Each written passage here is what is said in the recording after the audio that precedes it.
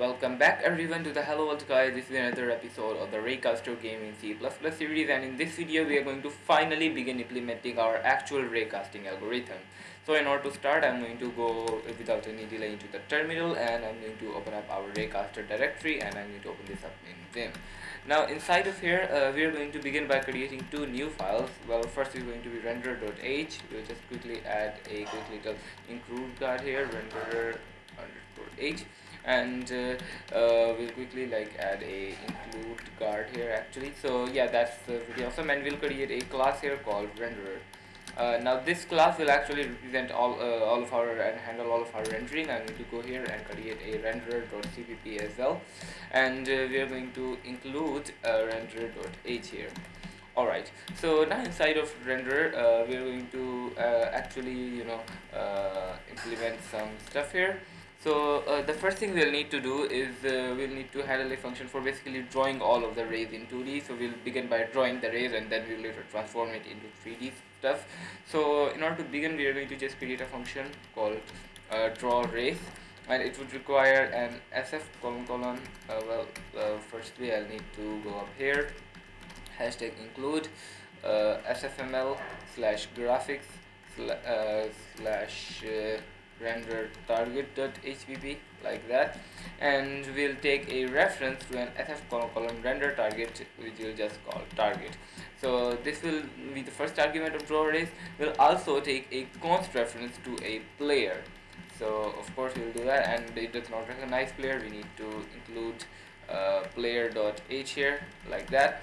And now we have got this. So this will require the player, because that's going to represent where our camera is and where we need to draw from. So we'll go here and we'll say void, and let me actually go here, and I'm going to go ahead and basically copy all of this. So let's just go ahead and copy that like that, and in here we are going to say renderer colon, and I'm going to paste this. Actually not render, it's a renderer. So yeah, like that. So now we are going to implement this function, and inside of this function, well, we got this, but before we implement it, let me just open that main.cpp real quick, like that. And in here we'll create a we got like a player, and we'll also create a renderer called renderer, just like that. And then in here you can see that we're saying player.update, and we are updating it with delta time, and then we are drawing the player window and map window here, and that's all pretty cool. But we are also going to go ahead and draw the rays. So we'll say renderer. Yeah, actually let's draw the rays before we draw the player. So we're going to say renderer dot draw rays, and we're going to pass it, of course, our window. But we are also going to pass it another argument, which is going to be the actual player, because the player will contain the actual position information that a renderer needs to cast the ray. So with the setup out of the way, now in this function we can begin the actual implementation. Now in here I'm going to go ahead and create a float called angle, which we'll set to player.angle. But since we are going to be using trigonometry in this, we need the angle in actually radians. So for this I'm going to paste the value of pi here, and we're going to basically multiply it by pi and divide it by 180 in order to get our angle in radians. So if you remember, that's also how we did it in like player.cpp. If I open this up, you can see that if I go down here, we are calculating the angle by saying multiply by pi divided by 180. So this will give us the actual angle of the ray in radians. So now we can get started using this angle to draw a ray.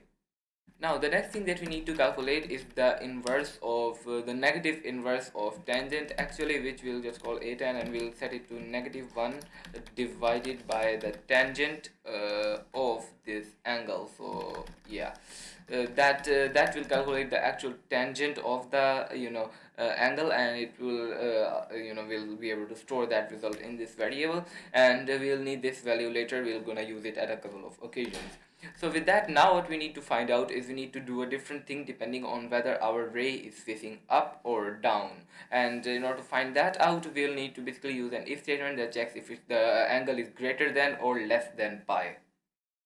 However, the first thing we'll do is we'll create an sf colon vector 2f here, vector 2f here, which we'll just call ray position, and we'll have another vector 2f here, which we'll just call ray offset. or yeah, we'll just call it offset. So we'll create these two vectors here, and now if our angle that we got is greater than pi, we are going to do one thing. If it is less than pi, then that means we are looking down, we are going to do another thing. And if none of that is true, then that means that we are looking neither left or right. Now the thing that is important is that we'll actually do it in two steps to our raycasting. First we'll do a check on the horizontal lines, and then we'll do a check on the vertical lines. So we'll then choose the shorter of the two. So we'll first begin in this video by doing the horizontal check, and in order to do the horizontal check, if we are facing neither up nor down, that means we are looking straight left or straight right. What that means is that we essentially need to don't even cast the ray, because that means that if you are looking completely left, we will never hit a horizontal wall. So we only need to do it in the first two cases. Alright, so now in order to begin our actual checking functionality here, I'm going to first of all go under render.h and add another argument to our drawArray function that will take a cell size. Make sure that in the main.cpp you provide a cell size which was 48, provide that to the drawArray function. And in here we are going to also change it so that it takes a cell size, and this cell size will allow us to set our actual ray position and ray offset correctly.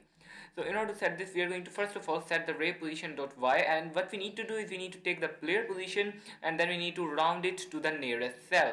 Now in order to round a float to another float, we can use a pretty simple method. We can just call std round, and we can take the value we want to round, which is in our case the player's y position, and then divide that by the value we want to round to, which is a cell size, then multiply it by the cell size again, the actual result of the rounding, and this will give us our correct ray y position.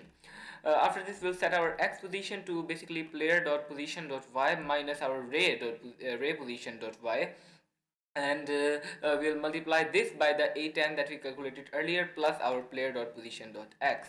Now as far as the y offset, the offset is concerned, the y offset will just set to our negative cell size, since we are moving like this ray will only check for horizontal collision, so it will move vertically. Actually we need to just set it to negative cell size, because negative means we are moving up, and we are going to say offset.x is equal to, we are going to take the negative of offset.y and then multiply that by the inverse of tangent, like minus 1 by 10 that we calculated earlier.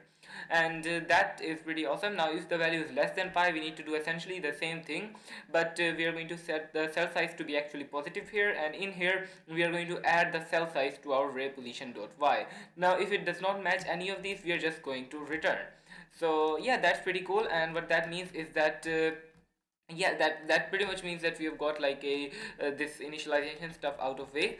So now I'm going to go here and I'm going to create a const expression size underscore t called let us call it max iteration, or we can call it max raycasting steps, and we are going to set this to something like I don't know, we can set it to 64 perhaps. So if we don't hit a wall in 64 steps, we'll just like return and we won't do anything at all. So if you do hit a wall, then that's awesome. If you don't, then we're going to just return. So yeah, that's pretty cool. Now let's go ahead and try to actually run this loop. So we can run like a for loop for size underscore t I is equal to 0, I is equal to 0, and actually 0, yeah. So I is equal to 0, I is less than our max raycasting steps, and I plus plus. And what we need to do here is basically just to go over each, or like add our offset to our ray position, and then we need to check if we are hitting anything. If we are hitting, we need to exit this loop, else we need to keep adding the offset until we either hit something or read the maximum limit, in which case we won't draw anything at all if we reach the maximum limit. But if we as long as we don't reach the maximum limit, we'll keep drawing. So yeah, let's go ahead and implement that real quick. Now this video is actually getting somewhat long, so I don't want it to get too long. So yeah, I'm actually going to wrap it up here, and we'll continue from this point in the next video, and we'll implement well, whatever remaining thing is for this, which is the actual like incrementation and checking steps. So we'll implement that in the next video. Stay tuned for that. Make sure to like and subscribe as well so you don't miss the next one. Make sure to share this video with other people as well, and I'll see you in the next one, and bye.